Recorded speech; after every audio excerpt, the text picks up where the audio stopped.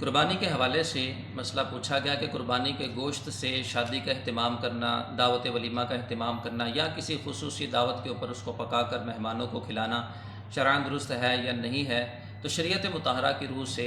اس کی اجازت ہے، اس میں کسی قسم کی کوئی ممانعت نہیں ہے۔ بندے کے لیے جائز ہے کہ وہ اس میں اس طرح کا تصرف کر سکتا ہے، کیونکہ جو قربانی کا گوشت ہوتا ہے یہ قربانی کرنے والے کی ملکیت میں ہوتا ہے، تو وہ اس میں تصرف کرنے کا مالک ہے۔ وہ خود بھی کھا سکتا ہے، وہ اس کو ذخیرہ بھی کر سکتا ہے، وہ غرباء کو بھی دے سکتا ہے، وہ امراء کو بھی دے سکتا ہے، وہ مہمانوں کو بھی کھلا سکتا ہے، کچا بھی دے سکتا ہے، پکا کے بھی کھلا سکتا ہے۔ شریعت کے اندر ہر طرح کا اختیار موجود ہے، کسی قسم کی کوئی پابندی یا ممانعت موجود نہیں ہے۔ اور پھر اس حوالے سے امام بخاری رحمۃ اللہ تعالی علیہ نے ایک حدیث نقل کی ہے حضرت سلمہ بن اکوع رضی اللہ تعالی عنہ سے، قال النبی صلی اللہ علیہ وسلم من ضحى منکم فلا یصبحن بعد ثالثۃ وبقی فی بیتہ منہ شیء، فرمایا جو تم میں قربانی کرے تو 3 دن کے بعد کچھ بھی اپنے گھر میں اس گوشت میں سے نہ رکھے۔ فلما كان العام المقبل، جب اگلا سال آیا، قالوا یا رسول اللہ صلی اللہ علیہ وسلم، تو صحابہ کرام نے عرض کیا یا رسول اللہ صلی اللہ علیہ وسلم،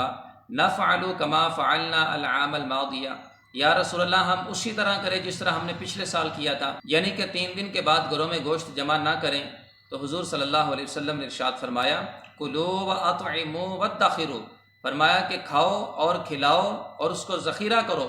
فإن ذلك العام كان بالناس جهد، فرمایا کہ وہ جو سال تھا وہ لوگوں کے لیے مشقت کا سال تھا۔ فأردت أن تعينوا فيها، میں نے ارادہ کیا کہ تم اس میں ان کی معاونت کرو۔ تو وہ جو سرکار صلی اللہ علیہ وسلم نے 3 دن سے زیادہ کھانے سے منع کیا تھا،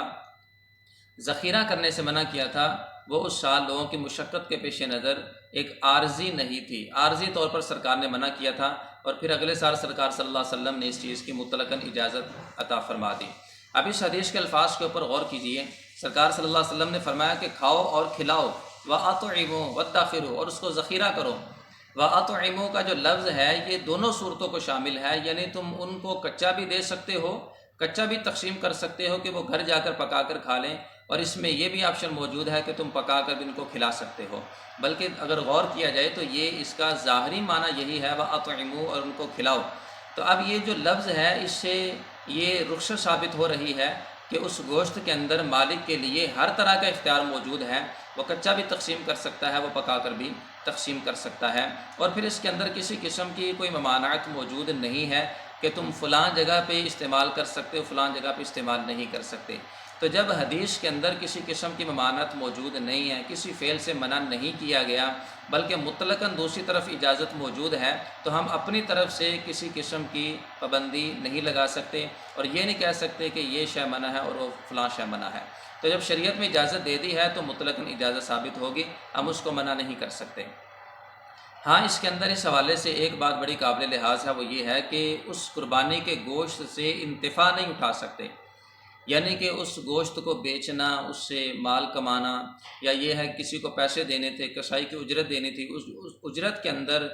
گوشت کو بطور اجرت کے اندر دے دینا، اس چیز کی اجازت نہیں ہے۔ اگر کسی شخص نے اس حوالے سے یہ عمل کیا ہے تو اس کے اوپر پھر اتنا صدقہ کرنا لازم ہوتا ہے۔ تو مالی انتفاع نہ اٹھایا جائے، باقی اس گوشت کو کچا تقسیم کر دیا جائے، 3 حصے اس کے بنا کر تقسیم کر دیے جائیں، یا اس گوشت کو پکا کر دعوتوں کا اہتمام کیا جائے، چاہے وہ شادی کی دعوت ہو، چاہے وہ دعوت ولیمہ ہو، ہر طرح کا شریعت کے اندر اختیار اور اجازت موجود ہے۔ اس کی وجہ سے قربانی کے اوپر کوئی اثر نہیں پڑتا۔